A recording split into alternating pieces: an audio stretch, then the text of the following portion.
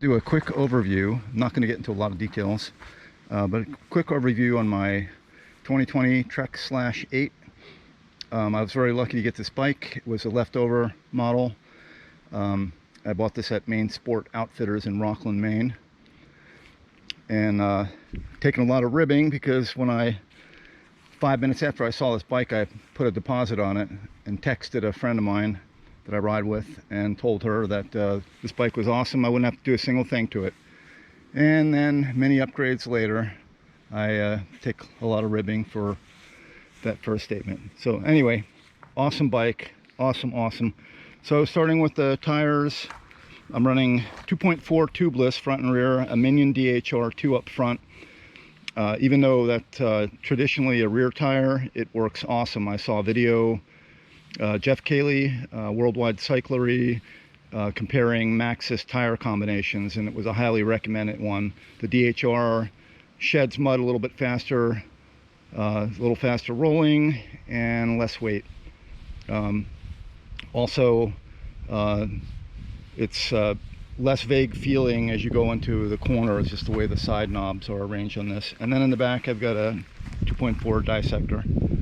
As far as the fork, came stock with a Yari, and I had it upgraded by Rose Bikes in Orono, Maine, and they put in a new Debonair air spring and the RC2 charger damper, so much more adjustability, and the fork just rocks. I mean, it's like having a Lyric Ultimate on here.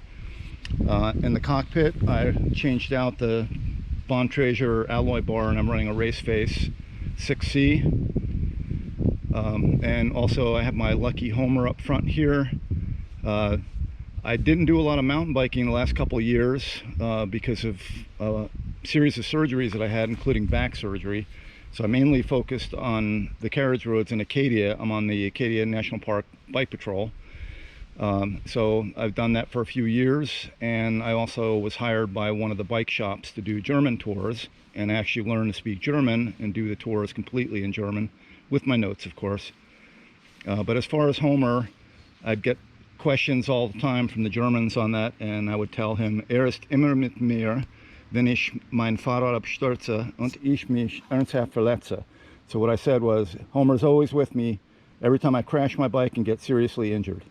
And then the Germans will say, nein, unglücklich, unlucky. All right, moving on to the dropper. There was a stock Bontrager line dropper which sat up too high for me. I'm only 5'8", and you can see with that bend in the seat tube that there's not a lot of insertion depth in this. This one-up dropper is awesome. It's got the shortest stack height, shortest overall length, and it's also adjustable, so I've shimmed it to 140 and it just works perfect for me. And I have a wolf tooth dropper lever, running a WTB Volt saddle, wolf tooth, oval chainring, 30 tooth, and descendant carbon cranks. I switched to 170 just to not bang my crank so often on rocks.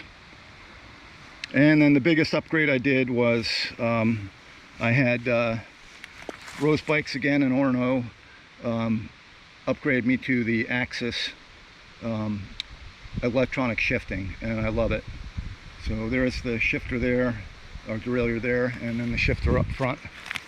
Just a toggle switch, instantaneous shifts. It shifts precisely, beautiful, and it's awesome. And let's see, last thing, XTR pedals and GS1 grips, Ergon GS1 grips. All right, again, I was very lucky to get this bike. It was a leftover 2020 model. Not a lot of bikes available in Maine right now. Very hard to come by new bikes. And I was also very fortunate because every single upgrade I wanted to do on this bike was available either through the bike shops or online. In a lot of cases, it was the last part that was even available on Planet Cyclery or wherever I ordered stuff from. All right, thanks for listening.